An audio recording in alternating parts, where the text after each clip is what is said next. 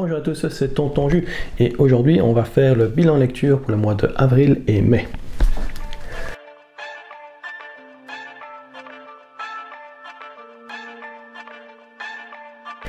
Alors ici j'ai coupé les deux mois ensemble parce qu'en avril j'ai pas lu tant que ça, en mai d'ailleurs non plus, mais du coup j'avais pas fait de bilan lecture spécifique pour avril, donc on va faire les 2 mois ensemble et on va avoir 9 livres à parler aujourd'hui, donc ça va être quand même une bonne vidéo, il y a de la matière. Alors je ne sais pas exactement comment je vais les couper, donc du coup on va peut-être commencer par... de manière un peu ironique, le premier livre que j'ai lu en avril et le dernier que j'ai lu au mois de mai, qui sont deux auteurs français de fantasy. Alors on a ici Aurélie Wallenstein, L'épée, la famine et la peste. Donc on est dans de la fantasy, je vais pas dire classique, mais on est dans de la fantasy, ça va, avec un monde qui est en guerre, avec beaucoup de... Apparemment c'est une autrice qui joue beaucoup sur mixer ou donner des propriétés animales aux humains, si vous voyez ce que je veux dire, etc. Donc voilà, il y a beaucoup de genres de choses qui se mélangent. Il y a par exemple des personnages qui sont à moitié araignées, à moitié humains. Donc ça vous donne un petit peu l'ambiance ici. Et j'avoue que ici, plusieurs semaines après, plus d'un mois après, j'avoue que j'ai un meilleur souvenir maintenant que quand je l'ai fini.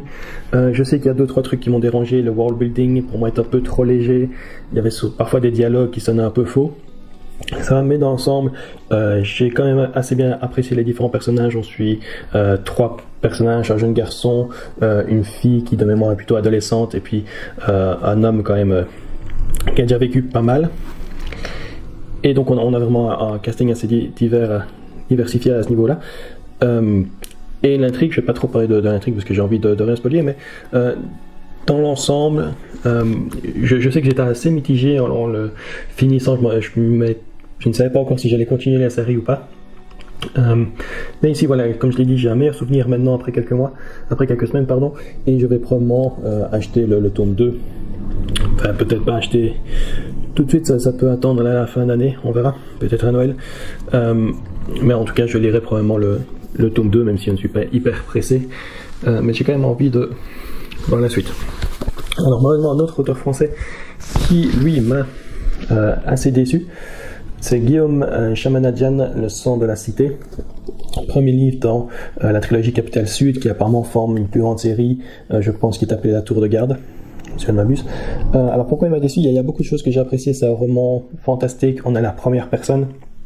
C'est vraiment le type de roman d'habitude que j'aime bien, mais justement on est à la première personne et pourtant on a quand même peu d'introspection de la part du personnage, donc ça c'est un peu dommage. Je veux dire, il pourrait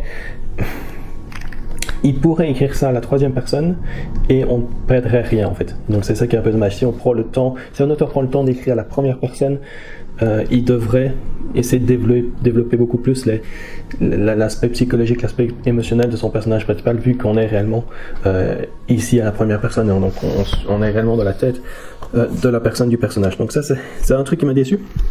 Et la deuxième, je l'ai surtout ressenti dans la deuxième partie du livre. Il y a des personnages qui prennent des décisions un peu idiotes, ou au contraire qui deviennent un peu incompétentes juste pour que l'intrigue puisse se passer, juste pour que l'histoire puisse se passer. Ça me dérange toujours, simplement quand les personnages n'agissent plus comme eux-mêmes, simplement parce que l'auteur veut amener l'histoire là où elle doit aller, et c'est beaucoup trop forcé, malheureusement. Dans ce que j'ai aimé, j'ai quand même assez bien aimé la prose de l'auteur. J'avoue que j'ai souvent du mal avec les auteurs francophones, mais ici j'avoue que la prose m'a assez bien plu. Et aussi le world building, et surtout le world building et la magie. La magie, je ne vais pas dire qu'elle est bien développée, mais en tout cas il y a beaucoup de bonnes idées dans la magie. C'est vraiment, je pense, en plus. Et le world building est quand même au final pas mal fait et pas mal amené. Donc pas que du négatif, mais je reste quand même assez mitigé. Comme je l'ai dit, je vais d'abord lire le premier roman de la capitale du Nord, qui est écrit par sa femme dont j'ai oublié le nom, pardon. Mais donc celui-là on verra. Alors dans un autre registre, Urban Fantasy, Tim Butcher Full Moon, Dresdenfall. Donc ici on suit Dresden, qui est donc un investigateur privé, un détective privé, qui est aussi magicien. Et donc on a ce mélange d'enquête policière, mais qui se mélange un peu au supernaturel. On est un peu dans le même type que la série Angel, pour ceux qui sont assez vieux pour s'en souvenir. J'avais assez fortement bien aimé le premier, celui-ci un peu moins, simplement parce que l'action est un peu trop répétitive, un peu trop semblable à chaque fois. Et l'intrigue en elle-même, un peu l'enquête policière qu'on suit, elle n'est pas super originale et pas très bien développée. Mais apparemment, donc celui-ci, de ce que je lis, c'est parmi les moins bons de la série. C'est le deuxième de la série et c'est le moins bon. Donc j'avoue, j'ai déjà le troisième dans ma bibliothèque que j'espère lire bientôt. Mais donc dans l'ensemble, voilà, un peu mitigé sur le livre, mais j'aime bien l'auteur et a priori c'est quand même une série que j'ai bien aimé dans l'ensemble. Ensuite, on va garder ça pour la fin. Donc on va partir plutôt sur de la non-fiction. Make-up Man, Micah Westmore. Donc c'est une autobiographie ici donc de Micah Westmore, qui est un maquilleur américain qui a travaillé sur pas mal de films américains, notamment Rocky, Rambo aussi, pas mal de séries Star Trek, il y a quasi toutes les séries Star Trek des années fin des années 80 jusqu'à Enterprise au début des années 2000. Donc je veux dire, dans l'ensemble il m'a quand même bien plu. Simplement parce que ce sont des séries et des films que j'aime bien, donc du coup on voit un peu le behind the scenes ici avec Micah Westmore, et donc c'est ça qui m'a bien plu. Après il y a toute une partie, notamment le début, où c'est des films que personnellement je connaissais pas, qui à ce moment-là je trouvais un peu moins intéressant, mais quand même content de l'avoir lu. Un de mes livres préférés durant ces 2 mois, Oui, de Zamayatin, qui est auteur russe. C'est sorti au début du XXe siècle, c'est une des premières dystopies ici, qui est sortie au XXe siècle. C'est, d'après ce qu'on dit, c'est ce qui a inspiré 1984 de George Orwell et Brave New World d'Huxley. Il y a très clairement une inspiration qui est prise d'ici, même si les livres sont quand même assez fort différents. Et pour le coup, celui-ci est quand même assez différent des dystopies qu'on trouve, parce qu'il est beaucoup plus centré sur l'individu que sur réellement la société. Donc c'est ça qui est pas mal. Donc on est vraiment sur une dystopie où les gens sont réellement programmés pour faire partie de la collectivité, etc. Et on va suivre ici T503, qui, sans entrer dans les détails, va avoir sa programmation brisée, et on va voir comment dire, son parcours, sa bataille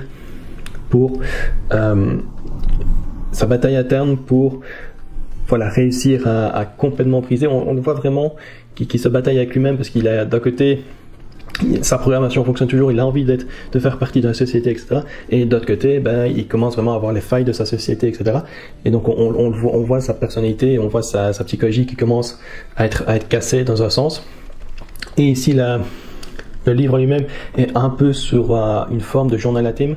En fait, donc l'intrigue, c'est qu'ici, donc ils construisent un vaisseau spatial pour aller contacter d'autres espèces dans l'espace, même s'ils ne savent même pas s'il y en a ou pas. Mais donc ils commencent à écrire des textes pour expliquer la société dans laquelle ils vivent aux espèces potentielles qui vont rencontrer le vaisseau qu'ils fabriquent. Et donc ici ça commence vraiment comme ça, ce qui est pas mal au point de vue de l'auteur, parce qu'il utilise ce prétexte-là pour justement nous montrer et nous faire comprendre la société. Et puis, au fur et à mesure que le livre se développe, ça va devenir de plus en plus privé, de plus en plus intime, et donc on se retrouve plus sur une forme de journal intime en fait. Et c'est franchement pas mal. Je me rappelle que ça, à un moment donné, ça devient quand même un peu répétitif. Ça va dans la moitié du bouquin, c'est un peu répétitif, mais une fois qu'on arrive vers la fin, ça vaut franchement la peine. Alors on va continuer avec 2 Agatha Christie. J'essaie quand même d'en lire un par mois, parce que j'essaye de lire de manière exhaustive toute la collection Agatha Christie, ce qui n'est pas chose facile. J'ai commencé ça il y a des années et des années. Le premier c'était Murder is Easy, et j'avoue que celui-là, je regarde de bons souvenirs, mais j'ai quand même dû relire ici la 4e de couverture pour me rappeler exactement de ce que c'était l'histoire. Et même comme ça, je me rappelle plus ou moins de l'intrigue, mais j'ai déjà oublié le pourquoi du comment.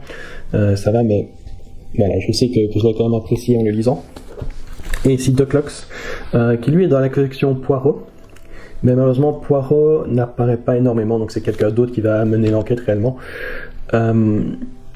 Et donc oui, il m'a laissé un bon souvenir aussi, et je veux dire, l'intrigue est L'intrigue est bien faite, et voilà, c'est vraiment, dans ces deux-ci, c'est ça qui est bien, c'est qu'on a toutes les informations réellement pour essayer de deviner qui est le meurtrier, etc. Ce qui n'est pas toujours le cas dans les Agatha Christie, mais ici on a toutes les informations, et dans The Clocks, j'avais quand même réussi à deviner en partie, mais pas tout, mais en tout cas en partie, j'avais quand même trouvé le bon suspect. Deux autres livres qui sont tout aussi indissociables, malheureusement. Kingdom of Death, qui est le 4e tome dans la saga Solitaire, et Teen Wolf de Book of the Muson volume 1, qui reprend les 2 premiers tomes de Book of the Muson. Je dis indissociable parce que malheureusement Christopher Ryoko va piocher pas mal d'idées chez Teen Wolf, mais ça on en reparlera pour une autre vidéo. Kingdom of Death, donc de Christopher Ryoko, 4e tome dans la saga Solitaire, qui je pense est paru en français sous le nom Dévoreur de Soleil, je pense. Oui, personnellement, c'est malheureusement le livre qui m'a réellement convaincu d'abandonner la série. J'avais déjà mes doutes avec les livres 2 et 3, mais voilà, celui-ci, je l'ai pas aimé, un peu pour des raisons différentes, mais on a encore une fois, on a des problèmes de rythme. C'est quelque chose qu'on retrouve quasi dans tous les livres de Ryoko, malheureusement. Et c'est le cas aussi ici. Dans les autres livres, j'ai envie de dire que le problème de rythme vient avant tout d'un problème de structure. Ici, voilà, c'est parce qu'il a été forcé de diviser son livre en deux par son éditeur. Normalement, le livre 4 et 5 ne formaient qu'un seul livre. Son éditeur l'a forcé à le séparer en deux, en tout cas à raccourcir. Et vu qu'il a séparé en deux, il a essayé quand même de refaire un livre assez épais. Et malheureusement, ça sent beaucoup trop qu'il y a du rembourrage qui au final ne sert à rien en fait, et c'est un peu ça qui est pénible. Il parle vraiment pour ne rien dire dans beaucoup de moments, et au final pour moi ça marche pas, et je veux dire que la deuxième moitié très répétitive, je l'ai vraiment lu en diagonale parce que voilà.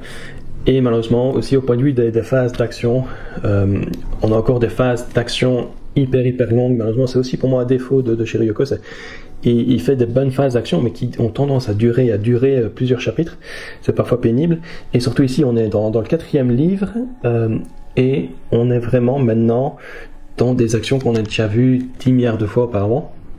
Et donc le fait que ce soit des scènes d'action hyper longues, et en plus qu'on a déjà vu dans les autres tomes précédents, celui-ci j'ai vraiment eu du mal, et avec celui-ci j'ai décidé donc d'arrêter la série. Enfin, donc le deuxième livre qui m'a bien plu durant ces 2 mois, j'avoue que je ne vais pas dire qu'il m'a mieux plu que Oui de Zamayatin, parce que c'est des livres complètement différents, c'est des registres complètement différents, ils m'ont plu pour des raisons totalement différentes, donc je ne vais pas dire qu'il m'a plus plu, mais en tout cas il m'a quand même extrêmement bien plu.